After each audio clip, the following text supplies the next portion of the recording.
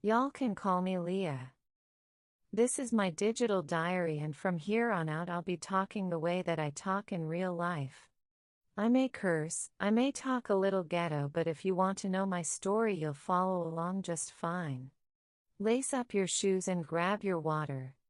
I'm about to take you on an adventure. Growing up in the 1990s was a unique experience.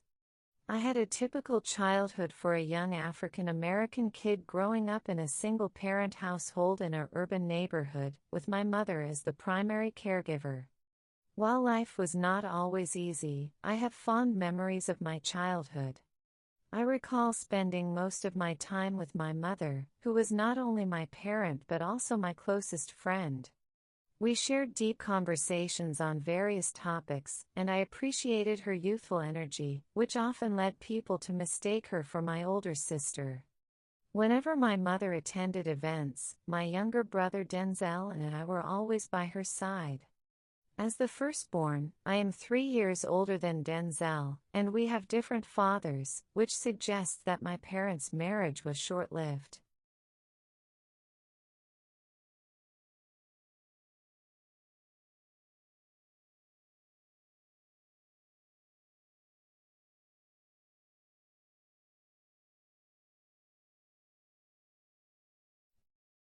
Denzel was born a month before I turned 3 years old. As stated earlier, I can remember a large percentage of my childhood and adulthood. From about the age of 3 until this very moment, to be exact.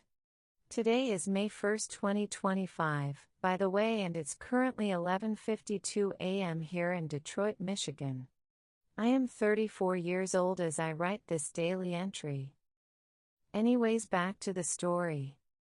I remember my mom bringing my brother home from the hospital. He was born prematurely, so he was hospitalized for a few months after delivery. He was in an infant incubator and NICU, neonatal intensive care unit, until he gained enough weight and his organs developed enough for him to come home. My mother and I would go up to the hospital to visit him, and I was happy for him to be free. At the time of my brother's birth, we were living with Denzel's father. For respect of his privacy, I won't mention his name. My mother was 21 years old at this time, and she was now with 2 children. I loved my mother and my baby brother, but I despised his dad. I hated living with him. He was so mean to me, and he wasn't in love with my mom. I'm not sure how they ended up together, but all I can remember is the way she looked at him with disgust and fear while he looked at her and had no problem expressing his anger towards her with his fist. He was so wish-washy.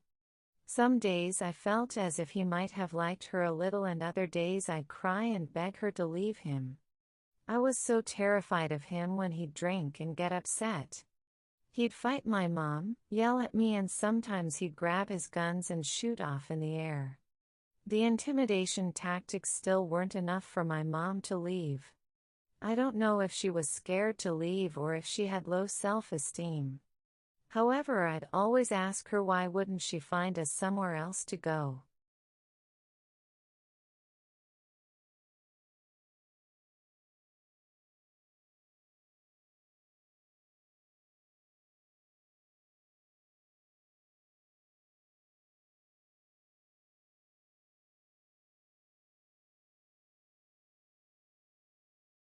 One night she was arguing with his dad, and he grabbed his gun and shot it at my mother's foot as she was running down the stairs with my brother in her arms. Her shoe flopped off due to it being untied, and the bullet went through her shoe. I was screaming at the top of my lungs. I was only 3 and I was afraid. So many things were running through my mind. I asked my mother to call my grandmother and to have her pick me up. I cried all the way until my grandma arrived. I wanted my mom and my brother to come with me, but she stayed there instead. The domestic violence between the two of them were non-stop. It lasted for years, and even after my mother finally gathered up the strength to leave him, it still wasn't easy to escape the drama. When my mother became overwhelmed, we stayed with my grandmother briefly before relocating to a shelter, where we remained until she secured Section 8 housing. Her kidney failure led to disability, and she was promptly approved for disability benefits, dialysis, and Section 8 simultaneously. Our 3-month stay at the shelter was extremely difficult. At 7 or 8 years old and in the 3rd grade, walking to school from the shelter was not easy. Denzel, who was in kindergarten, seemed less aware of our situation. Nonetheless, I remember walking to school with other children from the shelter. Regrettably, our classmates who did not reside at the shelter would frequently tease and mock those of us who did. My mom did her best to maintain our appearances despite our difficult situation. Even though we were living in a shelter, she ensured we attended school looking presentable. I still recall being at the shelter and my mom speaking with her caseworker while applying for government assistance.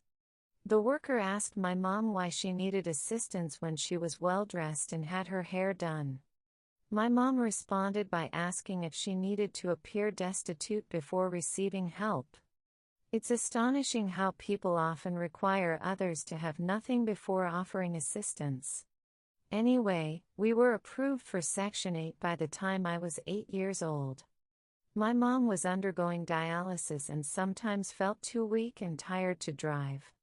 In those days, we had to drive around searching for houses with for rent signs, as we couldn't use housing or apartment apps.